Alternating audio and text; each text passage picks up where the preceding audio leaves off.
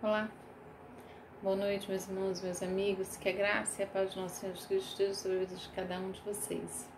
Meu nome é Marli Moura, sou missionária da Igreja Batista Novo Horizonte, Natal RN, e estou aqui com você mais uma vez para meditar acerca da Palavra de Deus. Me responde uma coisa. Diz para mim, quem é você? Você sabe realmente quem você é? Já pensou nisso? E o que as pessoas dizem a seu respeito? Quem você é para elas? Para as pessoas que estão aí à sua volta? Será que as considerações que você faz, a respeito de si mesmo, será que essas considerações conseguem dizer verdadeiramente quem você é? Será que as considerações que as pessoas fazem a seu respeito, será que traduzem aí de forma fiel quem você é? É fato que nós não conseguiremos assim de forma plena descrevermos. Se nós olharmos para nós mesmos, nós vamos às vezes nos desconhecer em alguns momentos. Tampouco as pessoas que nos rodeiam, elas vão saber exatamente quem somos, quem somos. Mas você já parou para pensar aí no que Deus pensa a seu respeito? Quem você é de fato para Deus? Ou o que é que Ele espera que você seja? Será que você já parou aí para pensar no projeto de Deus para a sua vida? O que é que Ele deseja que você retire de você, da sua vida? O que é que Ele deseja que você acrescente? E quem de fato Deus espera que você se torne enquanto nós estivermos aqui? Eu queria ler com vocês aí um texto do apóstolo Pedro, na sua primeira carta, capítulo 2. Vamos ver aí algumas orientações, que nós podemos tirar para as nossas vidas acerca desse texto.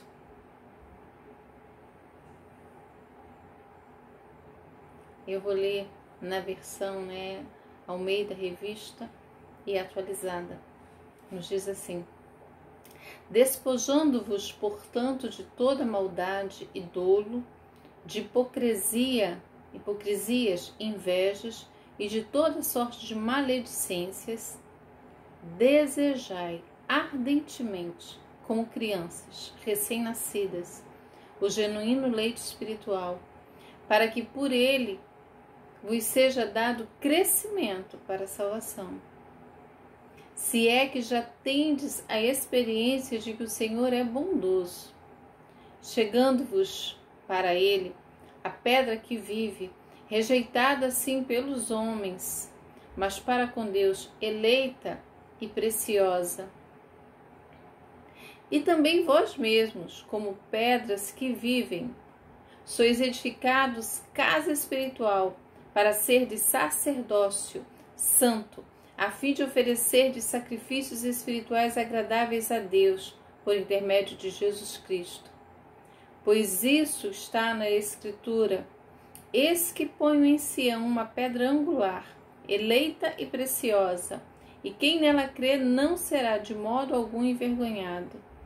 Para vós outros, portanto, os que credes, é a preciosidade, mas para os descrentes, a pedra que os construtores rejeitaram, essa veio ser a principal pedra angular, e pedra de tropeço e rocha de ofensa. São estes os que tropeçam na palavra, sendo desobedientes,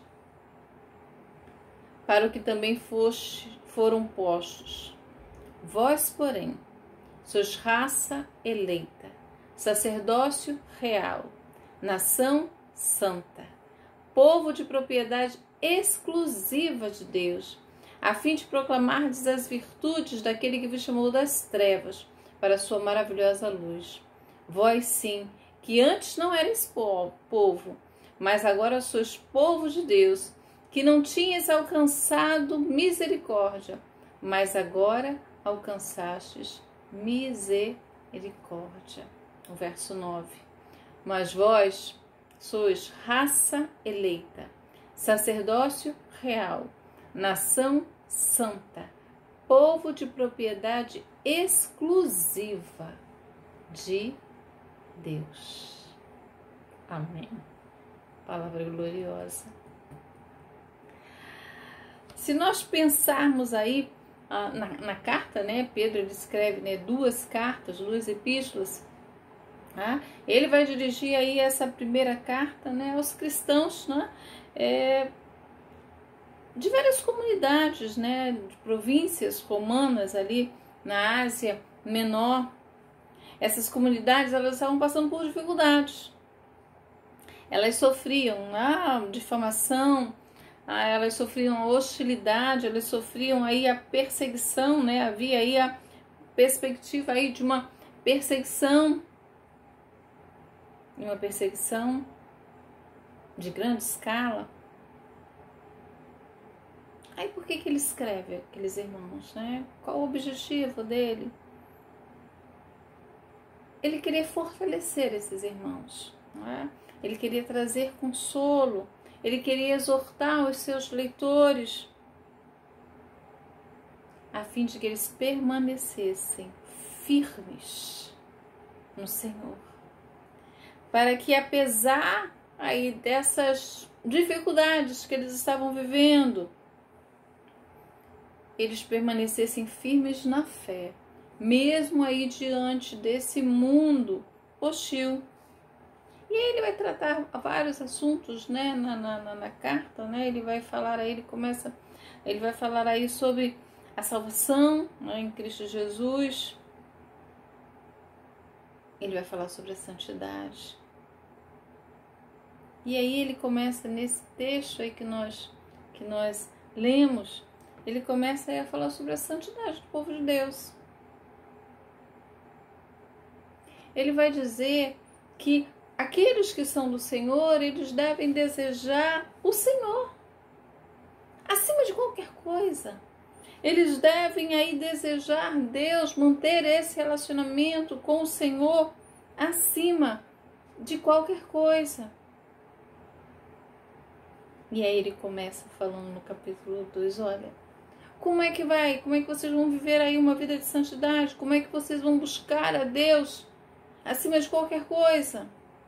Primeira coisa que vocês devem fazer, vocês devem deixar o pecado. Abandonem o pecado. É necessário abandonar o pecado, viu? É necessário abandonar o pecado. Ele começa, o primeiro verso, né, ele vai dizer, olha, despojando-vos, portanto, de toda maldade, dolo, hipocrisias, invejas e toda sorte de maledicências, né? Em outra versão, malícia, engano, fingimento, invejas, murmurações. Vocês precisam deixar essas coisas. Aqueles que de fato, né, tiveram uma experiência de arrependimento, né, de conversão e de arrependimento, eles devem abandonar o pecado. Esse despojar aqui é livrar-se, é lançar fora. É esse o sentido. Você precisa se despojar. Você precisa deixar o pecado. E aí ele vai fazer aí uma lista, né, dos pecados que você precisa deixar para que você possa crescer nesse conhecimento, nesse relacionamento com o Senhor.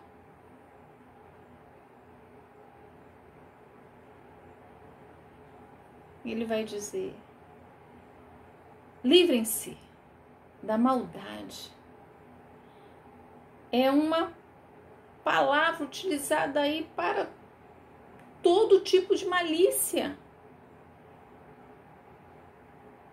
Você precisa retirar da sua vida.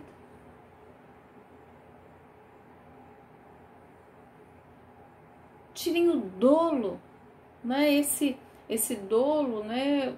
O sentido assim originalmente era isca, uma armadilha, um espírito traiçoeiro, alguém que conta uma mentira para enganar as pessoas, um mentiroso. Eu perguntei no início, né? Quem é você? Será que você se colocaria aí, né, nessa descrição como um mentiroso?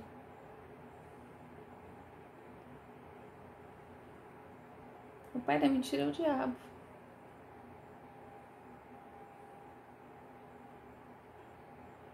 Nós precisamos andar na verdade.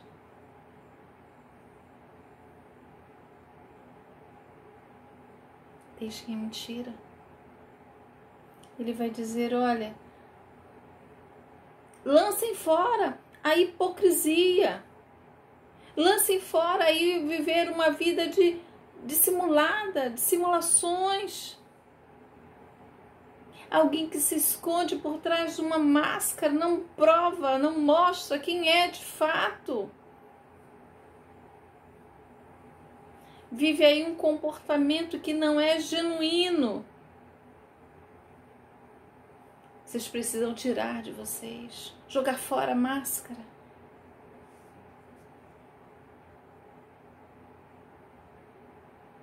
Lancem fora a inveja.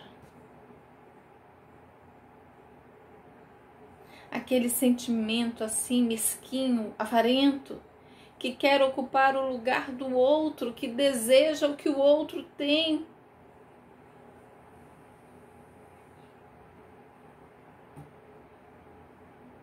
Que não consegue se alegrar, né, com o outro,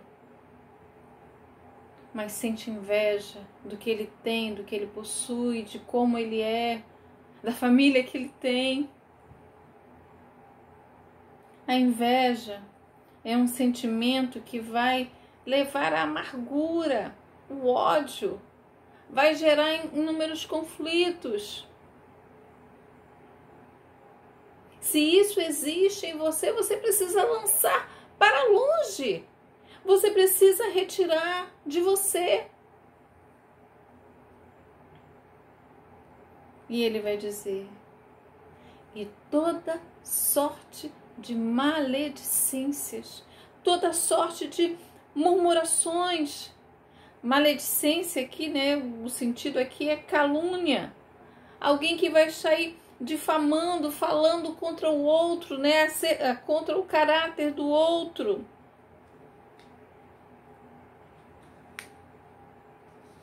Aquele, né, que diante da pessoa fala bem, mas pelas costas, né, fala mal.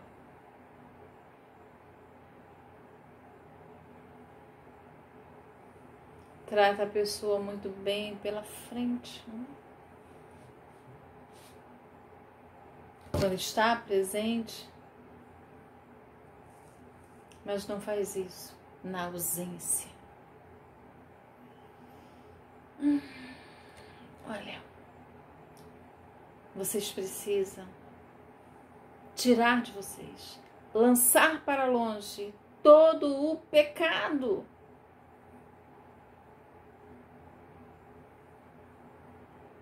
E o que mais? Vocês precisam alimentar-se com a palavra. Ele vai dizer, desejai ardentemente, como crianças recém-nascidas, o genuíno leite espiritual, para que por ele vos seja dado crescimento, não é? Crescimento. na Almeida Revista e Corrigida, desejai afetuosamente como meninos novamente nascidos o leite racional não falsificado, para que por ele vades crescendo. É necessário crescer. Vocês precisam desejar isso aí de forma ardente. Desejai ardentemente. Bebezinho, né? O que esse bebê necessita? Do leite. Ele precisa aí desse leite para crescer, para se desenvolver. Esse desejar aqui é um verbo que está aí no imperativo. Então ele vai expressar aí um desejo intenso.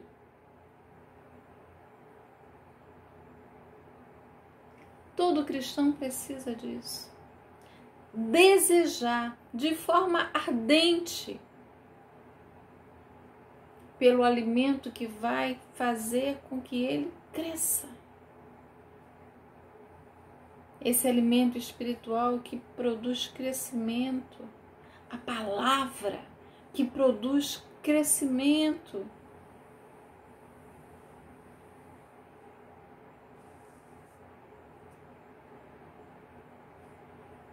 Muitas vezes as pessoas se perdem porque estão se alimentando mal.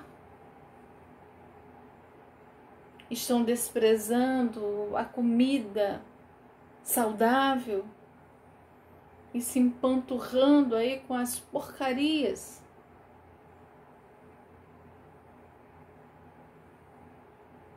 Com os alimentos prejudiciais. Pedro está dizendo qual o tipo de alimento que você deve ansiar. Qual o tipo de alimento que você deve desejar ardentemente. Ele vai estar dizendo aí que você precisa desejar o leite espiritual, o genuíno leite espiritual. Ele não pode estar falsificado, ele não pode estar misturado, ele não pode ser adulterado.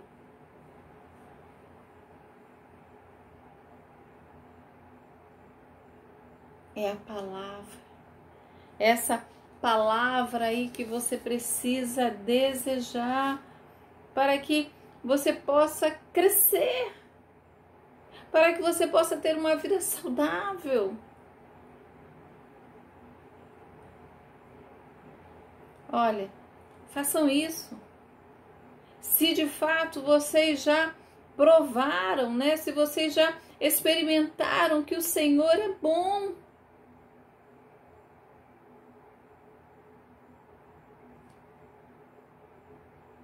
Chegue-se para Ele,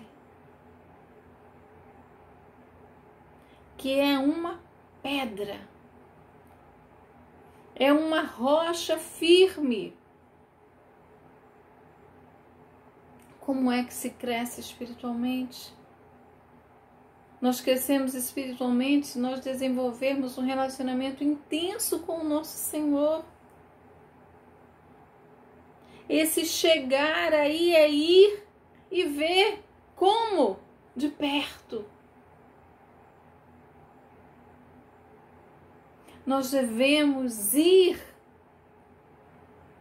sempre, cada vez mais, para perto do Senhor, essa pedra que vive, a pedra viva, a pedra que foi reprovada, a pedra que foi rejeitada pelos homens, mas que é a pedra aprovada por Deus.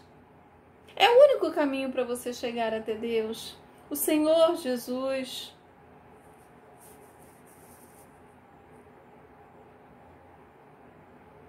Eu comecei perguntando quem você é. O que as pessoas dizem a seu respeito, né? Como é que as pessoas podem descrever você?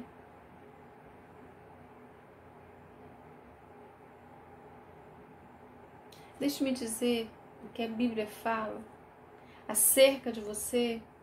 Se você já provou que o Senhor é bom, se você já teve um relacionamento de fato com Ele, né? Um encontro real com Ele. A Bíblia vai dizer que você é uma pedra que vive.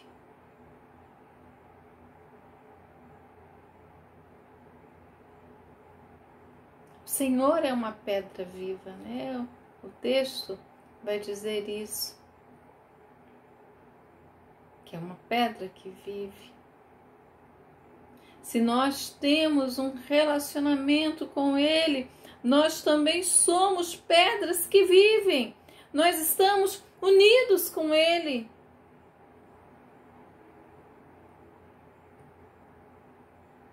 Nós somos edificados, então, essas pedras que vivem, elas são edificadas como casa espiritual. E por que casa espiritual? Vai ser lugar da habitação de Deus. Quem é você? A Bíblia diz que você é uma pedra que vive e que se torna uma casa para que Deus possa habitar. Você é lugar da habitação do Espírito Santo de Deus.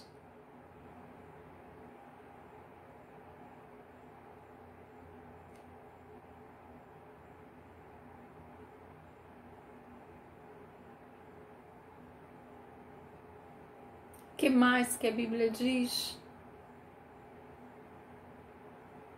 Ela vai dizer: vós, porém, sois raça eleita, sacerdócio real, povo de propriedade exclusiva de Deus.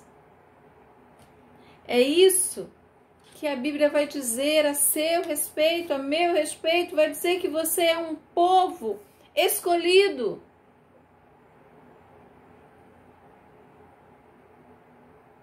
Você é um povo escolhido. Você é uma raça eleita.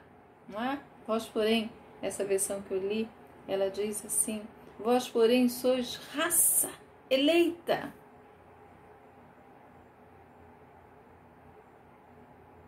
Geração eleita.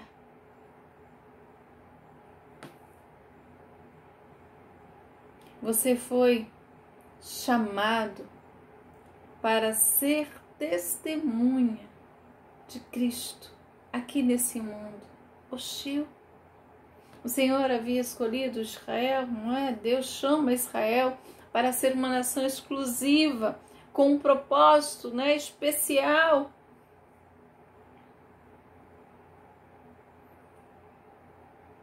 A igreja do Senhor foi chamada assim, para ser testemunha, do seu Senhor neste mundo difícil, neste mundo de trevas, neste mundo perverso.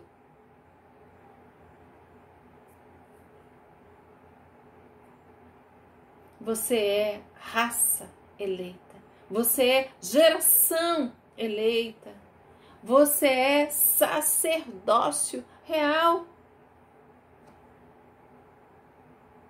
Lá em Êxodo, capítulo 19, o verso 6, Deus aí, através de Moisés, ele vai dizer a Israel, o seu povo: vós sereis para mim um reino de sacerdotes e uma nação santa.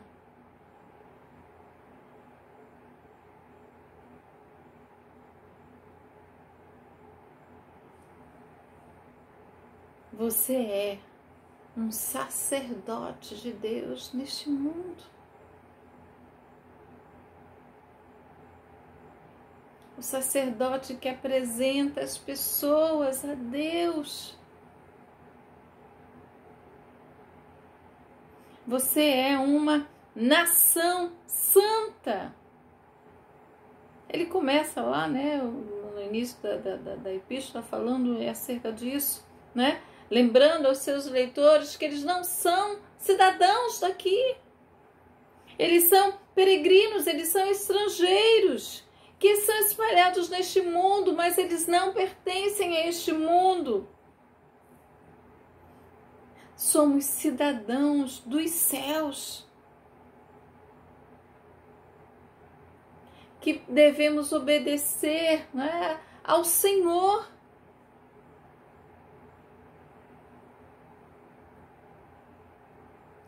Quem você é? Quem é você?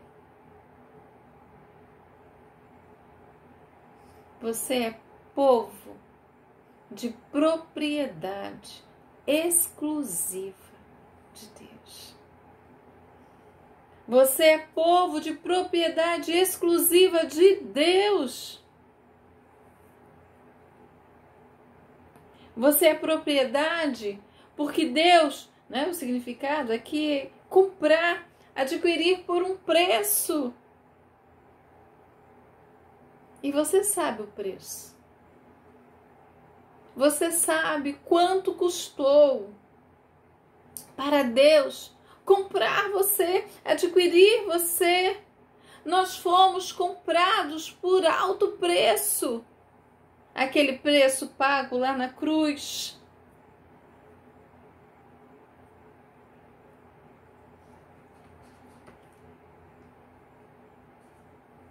Quem é você? Você é alguém que abandonou o pecado, que se arrependeu e retirou o pecado da sua vida. Você é uma pedra viva, você é uma casa espiritual, você é templo do Espírito Santo de Deus. Você é raça eleita, você é sacerdócio real, você é uma nação santa, você é um povo de propriedade exclusiva de Deus. Isso é o que você é. Que bênção, né? Mas então, e agora?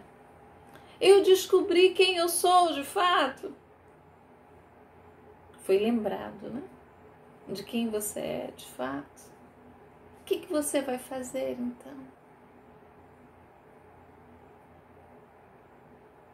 Você vai proclamar as virtudes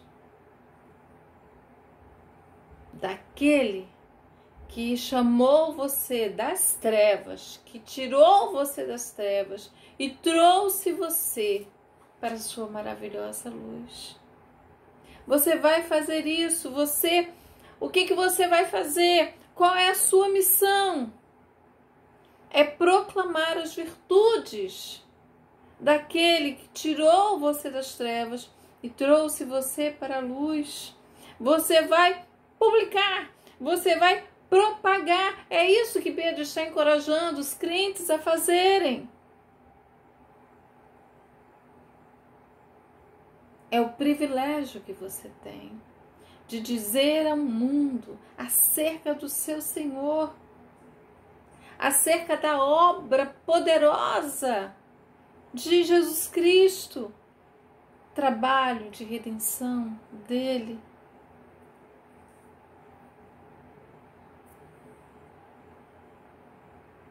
É falar para as pessoas como esse Deus tirou você das trevas e o que ele fez por você. E por que você vai fazer isso? O que vai impulsionar você a fazer isso? A gratidão. Porque você não era povo. Mas agora você se tornou povo de Deus. Vós sim que antes não eres povo, mas agora sois povo de Deus. Não tinhas alcançado misericórdia, mas agora alcançaste misericórdia. Pedro está dizendo aqui, olha o passado de vocês, olha onde vocês estavam e olha onde Deus colocou vocês. Olha o que Deus fez na vida de vocês. Ele confiou a vocês uma missão. Façam isso com zelo, com fidelidade. Vocês estavam perdidos. Vocês estavam aí nesse mundo perdidos, mas Deus derramou da sua misericórdia sobre vocês. Cumpram a missão. Lembrem o que vocês precisam tirar da vida de vocês. Lembrem do que vocês precisam colocar na vida de vocês e o que vocês devem fazer no período, no tempo da peregrinação aqui neste mundo. Quem você é? Veja o que Pedro, 1 Pedro, diz para você. Deus abençoe você. Cumpra a sua missão. Saiba quem você é e o que você está fazendo aqui. Um grande abraço e até a próxima.